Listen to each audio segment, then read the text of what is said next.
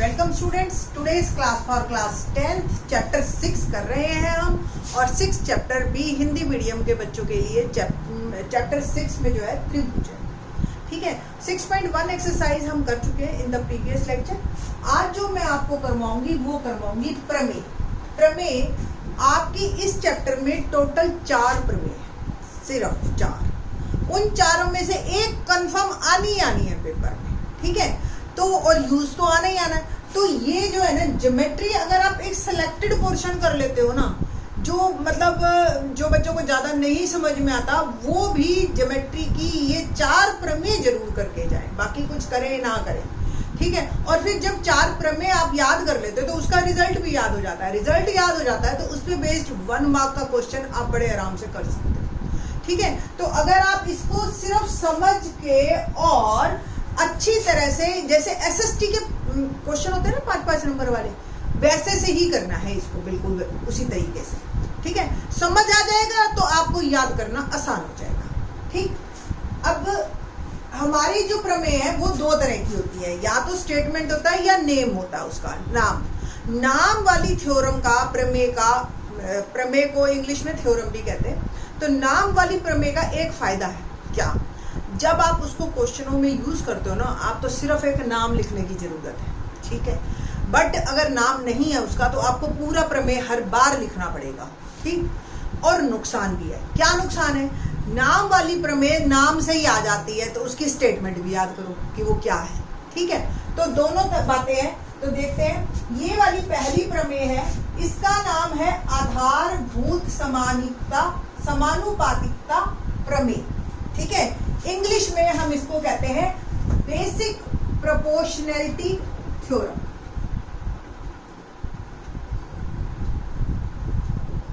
Basic proportionality theorem, पहली बात। तो दूसरा जो है, इसका एक नाम और है जिसने इसको बनाया, थेल्स ने। ठीक है, तो इसको हम थेल्स थ्योरम भी कहते हैं।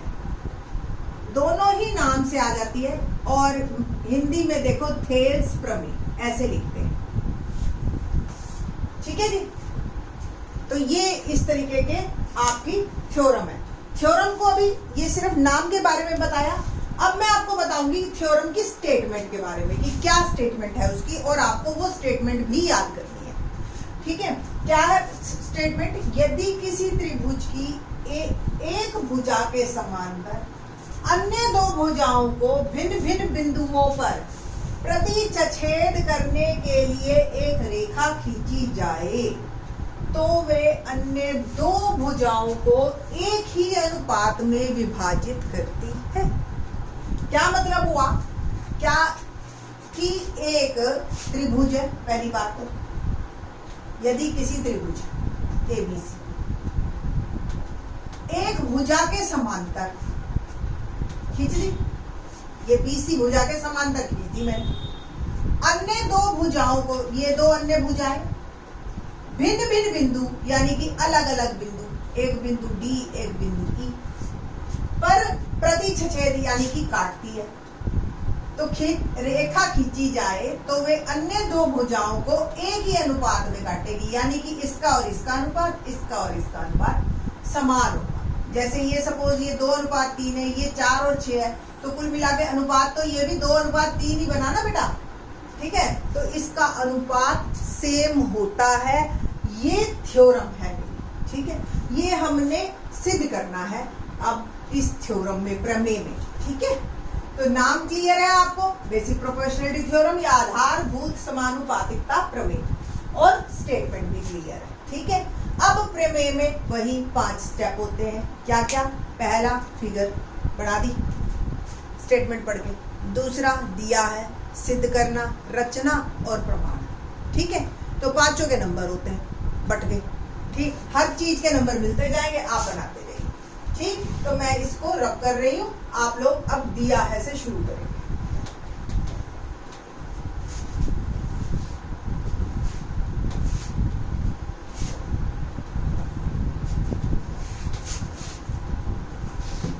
थ्योरम क्या है जी मेरे पास, कि एक त्रिभुज है ABC, जिसकी एक भुजा के समांतर एक रेखा खींची गई, यानी कि ये इसके समांतर है, ये दे रखा है, तो ये इसको जो है समान अनुपात में बांटेगी। तो दिया है त्रिभुज ABC, एक तो ये दे रखा है कि त्रिभुज में बात करनी है, दूसरा जो है वो हमें दे रखा है DE समांतर है BC, है ना, कि ये दे दी कि एक रेखा एक भुजा के समांतर है, ये है दिया। सिद्ध क्या करना है हमें? सिद्ध करना है कि ये जो रेखा है ये बाकी दो भुजाओं को समान अनुपात में बांटती है, AD बटा DB और AE बटा EC। ठीक है। प्रमाण से पहले हम करेंगे रचना इसमें सिद्ध करने के लिए कि कुछ हम चीजें ड्रॉ करते हैं। देखिए, सबसे पहले मैं थोड़ा थोड़ा ड्रॉ करूंगी, पहले एक फिर दो। ठीक है, तो BE को मिलाया और इधर से CD को मिलाया। ये मैं लिख रही हूं पर मिला नहीं रही मैं BE तथा CD को, वो कॉम्प्लिकेट हो जाएगी, बाद में मिलाऊंगी जब जरूरत पड़ेगी। CD को मिलाया और E से एक परपेंडिकुलर डाला EM। ठीक है जी, तो EM परपेंडिकुलर है AB पर, ये परपेंडिकुलर किस पे है? लंब। EM लंब डाला AB पर, EM लंब है AB पर, और एक और लंब डालेंगे हम DN, लंब है AC पर। इसको, ये दो चीजों को मैं बाद में ड्रॉ करूंगी, नहीं तो फिगर जो है कॉम्प्लिकेटेड सी लगेगी तो आपको समझ नहीं आएगा। ठीक है जी, तो प्रमाण में हम शुरू करेंगे त्रिभुज के क्षेत्रफल से। ठीक है, त्रिभुज का क्षेत्रफल का सूत्र हमने जो छठी में पढ़ा था वो क्या था? 1/2 आधार गुना शीर्षलंब, यही था ना, इसीलिए शीर्षलंब ड्रॉ किया। ठीक, तो देखिए त्रिभुज ADE का क्षेत्रफल अपॉन त्रिभुज BDE का क्षेत्रफल।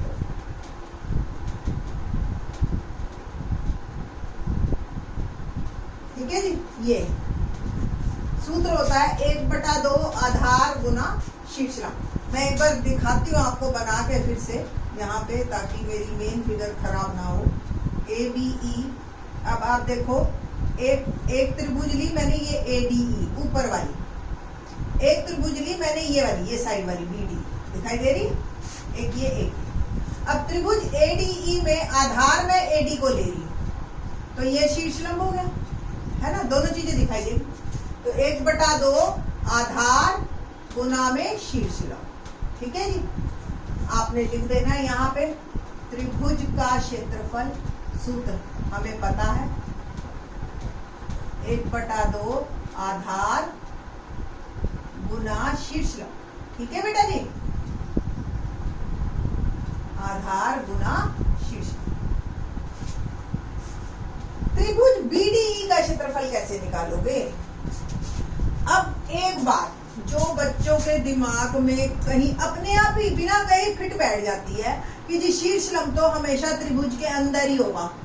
ऐसा नहीं है। अगर कोई अधिक कोण वाली त्रिभुज है, अगर कोई अधिक कोण वाली त्रिभुज है तो उसका शीर्षलंब त्रिभुज के बाहर भी हो सकता है। समझ आई? तो अब देखो त्रिभुज BDE अलग से बना के दिखा रही हूँ ना, ये DE और ये B, इसका शीर्षलंब भी ये EM ही गिना जाएगा। ये भी बाहर चला गया, कोई बात नहीं। ठीक है, तो त्रिभुज BDE का क्षेत्रफल, आधार तो हम BD ले लेंगे, बट शीर्षलंब इसका भी EM ही माना जाएगा। 1/2 और EM कट गए और आपका आ गया AD बटा BD, और इसको नंबर 1 ले लेंगे आप।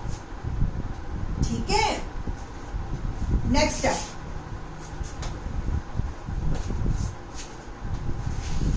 त्रिभुज ADE का क्षेत्रफल बटा में त्रिभुज, अब ये जो ये वाली, अब ये भी ज्वाइन कर देते हैं हम, और यहां से मैंने कहा था ना कि ये मैं बाद में ड्रॉ करूंगी, CD को मिलाया और DN लंब है AC पर, दोनों मिला दिए। तो अब ADE का क्षेत्रफल और अब इधर वाली आपने त्रिभुज लेनी है CDE, ठीक है, का क्षेत्रफल। सूत्र अब भी AD, अब सूत्र, अब आधार क्या होगा AE, शीर्षलंब DN, इधर से देखेंगे मतलब अब अगली का आधार CE, शीर्षलंब अब भी DN, ये कैंसिल हो गया, AE बराबर C। अब देखो आप जो असली बात है, आपको पता है 9th क्लास में हमने किया था कि सपोज कोई दो समांतर रेखाएं हो तो समान आधार और समांतर रेखाओं के बीच स्थित दो त्रिभुजें, एक ये स्थित दो त्रिभुजों का क्षेत्रफल समान होता है। पता है ना ये बात? तो बस आपने यही लिखना है। एरिया या त्रिभुज BDE का क्षेत्रफल बराबर त्रिभुज CDE का क्षेत्रफल। रीजन क्या लिखोगे आप? दो त्रिभुज यदि समान आधार जो कि हमने DE लिया तथा समांतर रेखाओं के बीच स्थित हो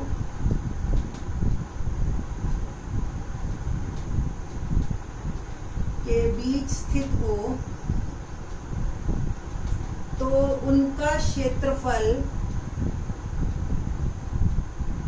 क्षेत्रफल बराबर होता है। ठीक है जी, तो ये दो त्रिभुजों का क्षेत्रफल बराबर होगा, BDE और CD। अब इसका यूज क्या है? 1 और 2 में ऊपर की टर्म तो सेम थी पहले, ADE, BDE और CD मैंने बराबर प्रूव कर। इट मींस ये पूरी टर्म और ये पूरी टर्म दोनों बराबर है ना। तो आपने क्या लिखना है? BDE का क्षेत्रफल और CDE का क्षेत्रफल अगर बराबर है तो त्रिभुज ADE का क्षेत्रफल बटा त्रिभुज BDE का क्षेत्रफल बराबर है त्रिभुज ADE का क्षेत्रफल बटा त्रिभुज CDE का क्षेत्रफल। ठीक है ना? तो ये दोनों भी बराबर हैं। तो आपने क्या लिखना है? Left hand side of 1 equal to left hand side of 2। दोनों का वाम पक्ष बराबर हो गया है ना। लिख लोगे ना लेफ्ट हैंड साइड, तो कोई दिक्कत नहीं है। तो राइट हैंड साइड भी बराबर होगी और राइट हैंड साइड क्या है? AD बटा BD बराबर AE बटा CE। इति सिद्धम, ये हमारा सिद्ध हुआ प्रमेय। ठीक है जी, 2-4 बातें मैंने बतानी है इससे रिलेटेड, पर उससे पहले एक बार रिकॉल कर देते हैं हम पूरी थ्योरम। क्या दे रखा था हमें कि ये और ये रेखाएं समांतर है। सिद्ध क्या करना था हमें कि इसका और इसका रेशो और इसका और इसका रेशो बराबर। शुरू कैसे किया हमने पहले शीर्षलंब खींच लिए, E से EM और D से DN। हल प्रमाण पे आते हैं तो पहले ऊपर की एक त्रिभुज और एक साइड, ये दोनों का क्षेत्रफल हमने लिया। क्षेत्रफल में 1/2 आधार गुना शीर्षलंब है। इस त्रिभुज का एक बार आधार AD लिया, शीर्षलंब EM लिया। इसका आधार BD लिया, शीर्षलंब अब भी EM। तो 1/2 और EM कट गया, AD बटा BD आ। इसी प्रकार हमने एक बार ऊपर की त्रिभुज ली और ये साइड वाली। अब की बार आधार मैंने AE लिया और शीर्षलंब DN लिया और आधार CE लिया, शीर्षलंब तो अब भी DN, ये भी कट गया और AE बटा C। बस अब ये दो त्रिभुजों का क्षेत्रफल बराबर है, ये और ये बराबर है। अगर ये और ये बराबर है तो इसका मतलब लेफ्ट हैंड साइड पूरी बराबर है, क्योंकि न्यूमरेटर तो हमारा पहले बराबर था, है ना, अंश तो हमारा पहले बराबर था। हर हमने बराबर कर दिया।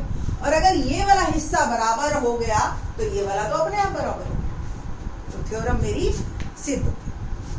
अब इसका जो है ना यूज करेंगे हम। थ्योरम तो याद करनी है, ये तो बनेगा ही बनेगा क्वेश्चन आपका, बट इसका यूज क्या है और देखो आप और क्या क्या हो सकता है। जैसे सपोज मैंने क्वेश्चन दे दिया ये 1 और ये 2, तो ये पता है अगर ये 3 है तो ये पक्का 6 होगा, क्योंकि इसका अनुपात भी 1:2 ही होगा। थोड़ा सा और आगे सोचते हैं कि कोई जरूरी है हमेशा AD और BD का रेशो ही बराबर हो? क्या पूरे का रेशो भी हो सकता है? AD बटा BD ये तो हमने सिद्ध कर दिया, दोनों तरफ 1 जमा कर दो, कोई दिक्कत तो नहीं है। ठीक है जी, लघुत्तम लिया मैंने BD और AD जमा BD, ऐसे ही CE तो AE जमा CE। AD और BD जोड़ो क्या बना? AB बटा BD। AE और CE जोड़ो क्या बना? AC और AC।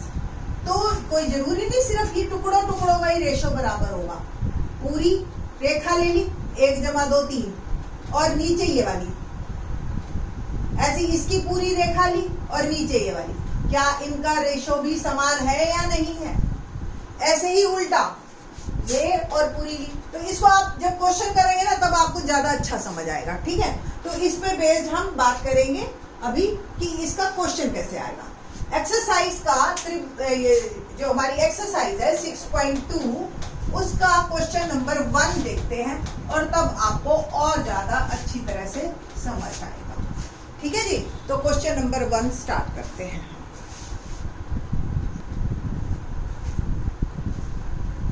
क्वेश्चन नंबर 1 देखिए क्या कहता है। क्वेश्चन नंबर 1, आकृति में DE समांतर BC दे रखा है।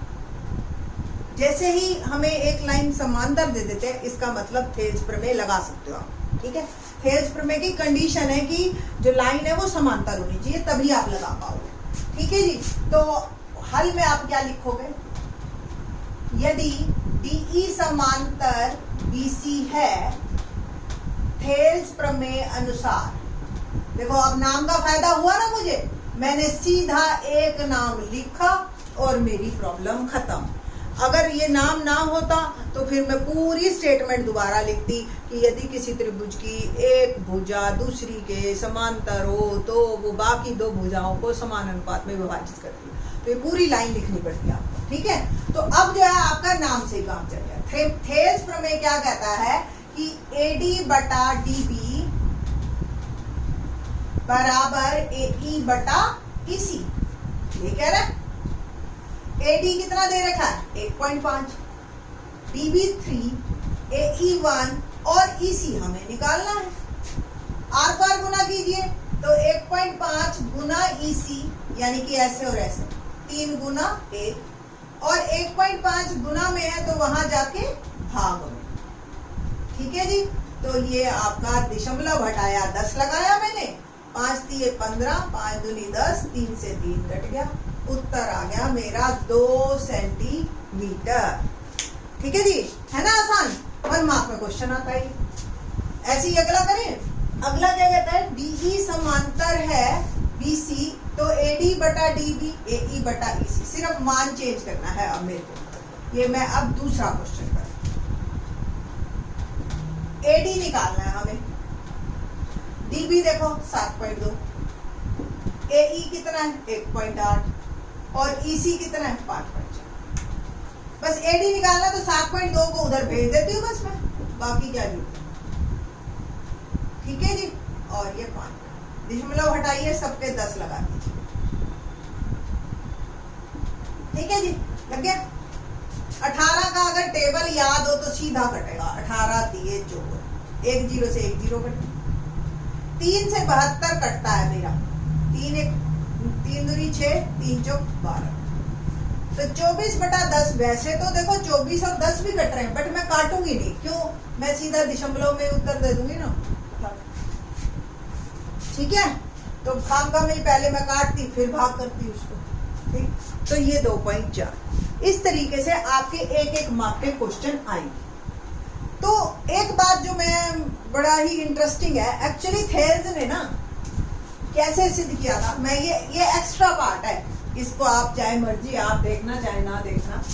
थेल्स ने क्या किया था, उसने दो रेखाएं ली थी और कहा था कि ऐसे अगर ये समांतर रेखाएं है ना तो ये बराबर बराबर के रेशो में बांटेगी, इस सबका रेशो बराबर।